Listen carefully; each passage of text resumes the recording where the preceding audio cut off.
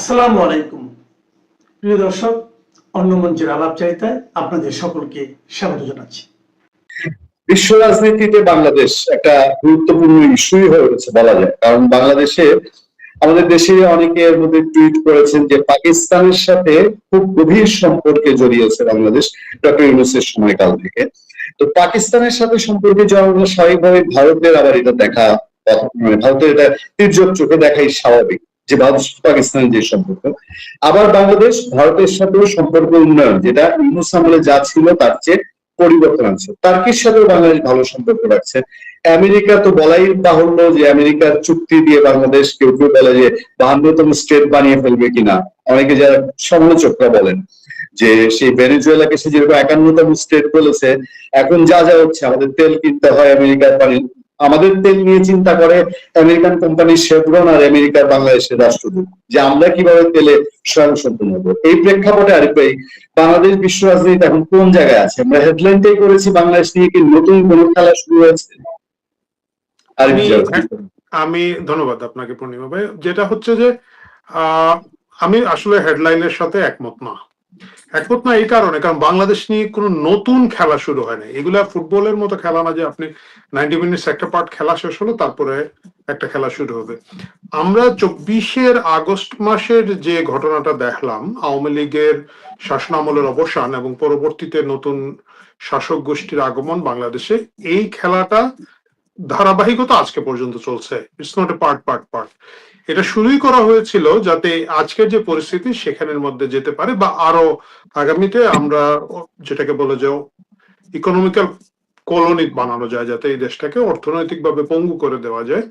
এই কারণে এই গেমটা শুরু হয়েছে। সুতরাং আমরা নতুন করে কোনো খেলার মধ্যে ঢুকি নাই। এই খেলার মধ্যে স্ট্র্যাটেজিক্যাল কারণে, ভৌগোলিক অবস্থানের কারণে আমাদের এক ধরনের চ্যালেঞ্জ আগে থেকেই ছিল। দ্বিতীয় যে মুশকিলটা তৈরি হয়েছে আমাদের, growing economy, growing middle class, purchase পাওয়ার গ্রোথ, এইসব কারণে আমরা যে কোনো সময় লেস ডেভেলপমেন্ট কান্ট্রি থেকে উপরে চলে যেতে পারে। আপনারা জানেন যে এটা অনেকটা প্রেশার দিয়ে আটকে রাখা। আমাদের যে মাথাপিছু আয়ের যে উমফলনীয় আমি বলবো, এবং অন্যান্য কারণে আমাদের কর্মক্ষম জনগোষ্ঠীর শক্তি অনেক বেশি এখন এই মুহূর্তে। আমাদের যেটাকে ডেমোক্রেটিক ডিভিডেন্ড বলে, সেই ডেমোগ্রাফিক ডিভিডেন্ডের জায়গাটা অনেক বেশি। সবকিছু মিলিয়ে আমরা এখন খুবই একটা আকর্ষণীয় জায়গা বিদেশি বিভিন্ন শক্তির জন্য, আমাদের অর্থনীতি এবং আমাদের অবস্থান। এইটারই প্রক্রিয়াগত কারণে বাংলাদেশের আজকের এই অবস্থা, এবং এটা নতুন কোনো খেলা না, এটা ধারাবাহিক একটা খেলা। এই মুহূর্তে খেলাটা কার্যকর হচ্ছে আর কি, যেটা ধরুন গত 2-3 বছর ধরে চলছে। এইটার একটা ফল শুরু হচ্ছে মাত্র, যেটা ইউনূস সাহেব প্রথমার্ধে করে গিয়েছেন। উনি পুরো মাঠটা সাজিয়ে দিয়ে গিয়েছেন, গোল টোল করার জায়গাটা ব্যবস্থা করে দিয়ে গেছেন। তারই কন্টিনিউশন আজকের যে সরকার, তারা সেখানে ধারাবাহিক এখন গোলগুলা দিয়ে যাবেন। আমি একটু যুক্ত করতে চাই আর ভাই, ইউএসএ যে এগ্রিমেন্ট, ইউএসএর সাথে যে বাণিজ্য চুক্তি, এই চুক্তি একদিকে সরকার বলছে যে এটা পুনর্বিবেচনার সুযোগ আছে, পুনর্বিবেচনা করবে হয়তো। আবার চুক্তি কিন্তু বাস্তবায়ন হচ্ছে, অনেক কিছু বলা যায় যে বাস্তবায়নের পথে হাঁটা হচ্ছে। শোনা যাচ্ছে আমাদের বে অফ বেঙ্গল, আমাদের পোর্ট, সেগুলোতে আমেরিকান ওয়ারশিপ তারা আনাগোনা করতে পারবে। তাহলে চুক্তি যদি বাস্তবায়নই হয়, এটা পর্যালোচনার কি জায়গা থাকছে? পর্যালোচনার জায়গা আছে, আমি জানি না আপনি কোথায় শুনেছেন। এগুলো কৌতুক, এগুলো শুনতে ভালো লাগে। একটা দাড়ি কমা ফুল স্টপ, কিছু বদলানোর ক্ষমতা নাই। মানে ক্ষমতা নাই মানে কি, এটা বদলানো হবে না ধরে নিয়েই তো আপনি ক্ষমতায়। সুতরাং এইসব জোক শুনতে ভালো, কিন্তু বাস্তবে এগুলোর কিছু নেই। পর্যালোচনা করার সুযোগ আছে। দুনিয়ার সকল চুক্তির পিছনে লেখা থাকে যে এটা উভয় পক্ষ মাঝে মাঝে পর্যালোচনা করবে। তো এখন ওই লাইনটা ধরে যদি আমি বলি পর্যালোচনা করার সুযোগ আছে, ভালো। তো পর্যালোচনা করার সুযোগ থাকলে পর্যালোচনা করেন। পর্যালোচনা কোথা থেকে করবেন? এই চুক্তিটা এতই গুরুত্বপূর্ণ, আপনি দেখেন যে ইউনূস নির্বাচনের 3 দিন আগে গোপনে এই চুক্তিটা সাইন করে দিয়ে গেছে। মানে এটা খুবই কমন সেন্স যে একটা সরকার বা একটা নির্বাচন হচ্ছে 3 দিন পরে, সেখানে কোনো সরকার নীতিগত কোনো সিদ্ধান্ত নেবে না। একেবারে রুটিন জব, সরকারি কর্মচারীদেরকে বেতন দেওয়া, ট্রাফিক কন্ট্রোল করা, গ্যাস বিল কারেন্ট বিল সংগ্রহ করার বাইরে কোনো কাজ কোনো সরকার করবে না। কিন্তু তাড়াহুড়া করে করা হচ্ছে এবং গোপনে করা হচ্ছে। এটা কি এত সহজ? এটা তো ওই যে গরু বাজারের হাসিল কাটার মতো ঘটনা না, এটা তো অনেক প্ল্যান এন্ড প্রোগ্রামের মধ্যে আছে। এইটা দাড়ি কমা ফুল স্টপ কিছু বদলাতে পারবে না। এবং আপনি দেখেন ইউনূস কিন্তু এখন যেটা বলে ওরা যে এটা তো বিএনপি জামাতের সাথে কথা বলেই করেছে, এবং বিএনপি জামাত কিন্তু এটা নিয়ে খুব শক্ত কোনো কথা বলে না, কারণ তাদের এটা না করলে তো তাদেরকে ক্ষমতায় আনা হতো না হয়তো। তো গতকাল গতকাল গতকাল আবার জামাতের আমির বললো যে এই বিষয়ে তাদের সঙ্গে বিন্দু পরিমাণ কথা ইউনূস সরকার বলেনি। জামাত বাই ডিফল্ট মিথ্যা কথা বলে, সুতরাং তাদের কথা আপনি ওইভাবে মানে গতকালকে কি বলেছে এটা আজকে ধরলে হবে না, যখন বলেছে ওই সময়টা তো ধরতে হবে। কয়েক ঘন্টা চলে যাওয়ার পরে জামাতের কথার কোনো মূল্য নাই।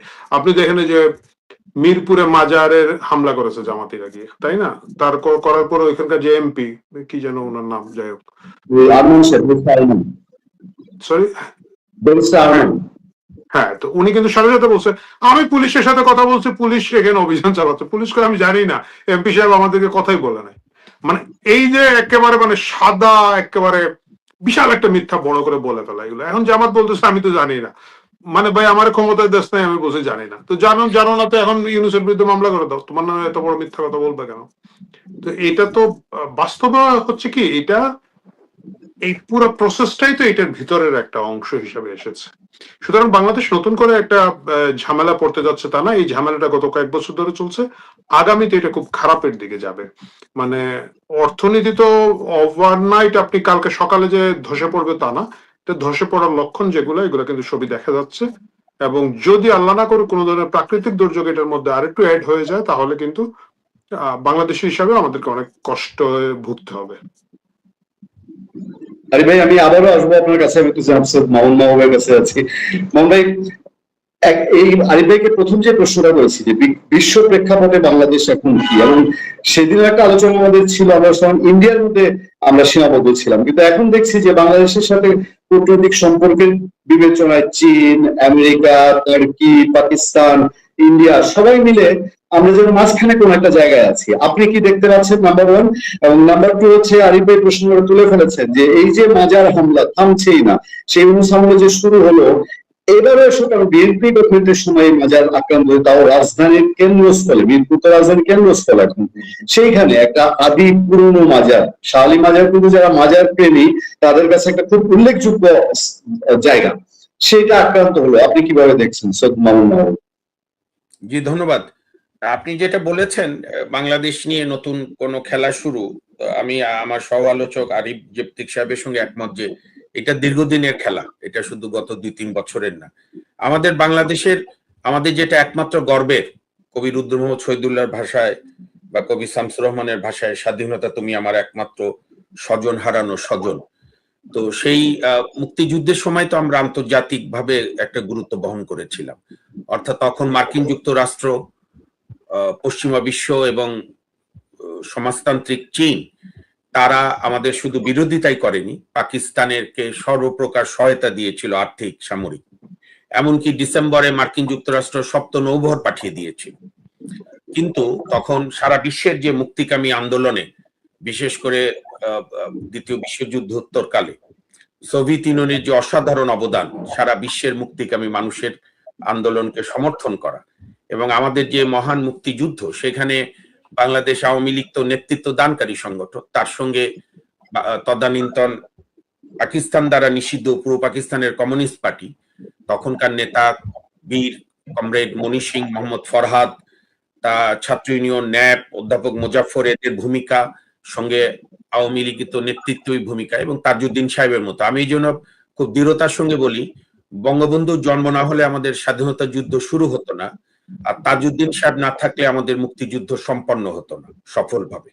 কারণ আপনি জানেন, মুক্তিযুদ্ধের মধ্যেও মুজিব বাহিনীর দুইবার তাজউদ্দিন সাহেবকে হত্যা করার উদ্যোগ নিয়েছিল ওই যুবনেতারা, তখনকার যুবনেতা শেখ ফজল হক, মনীষা ও অন্যরা।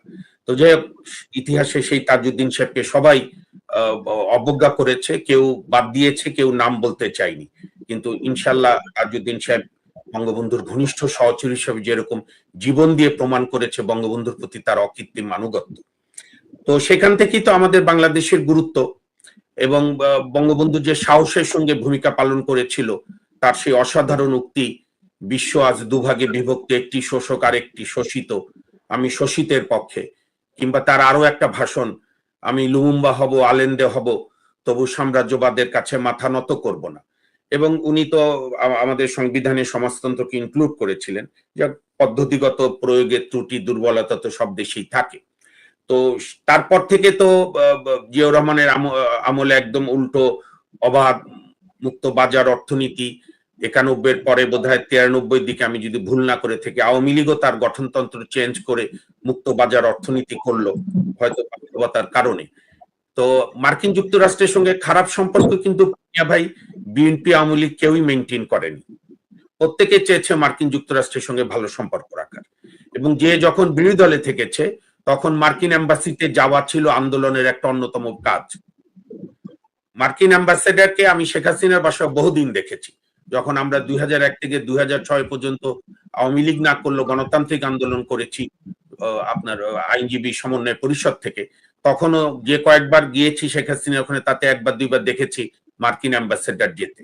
কিংবা ধরেন এই যে 23-এর দিকে এই যে এখানে ভারতে যে মিটিং হলো, সেখানে তো শেখ হাসিনা তার কন্যা সাইমওয়াজেদ পুতুল, ওর নাম কি, জো বাইডেনের সঙ্গে ছবি তোলার জন্য উদ্গ্রীব হয়েছিলেন, এবং ছবি তুলে তো সেটা ওবায়দুল কাদের গর্ব করে বলেও ছিল। তো তখন বিএনপি একটু তেরসা কথা বলতো, এখন তো বিএনপি মার্কিন যুক্তরাষ্ট্রের কোলে।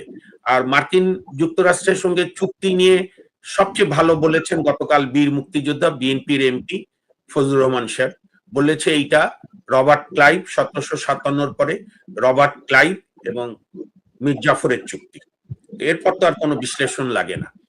আর আপনি যেটা, আমি যে কারণেই বলছি, আমি একদম খোলামেলা বলি, বিএনপি এবং আওয়ামী লীগ এই দুটি দলের একটিকে বাদ দিয়ে করবেন, একটিকে বাদ দিয়ে আপনি দেশে সুস্থভাবে থাকতে পারবেন না।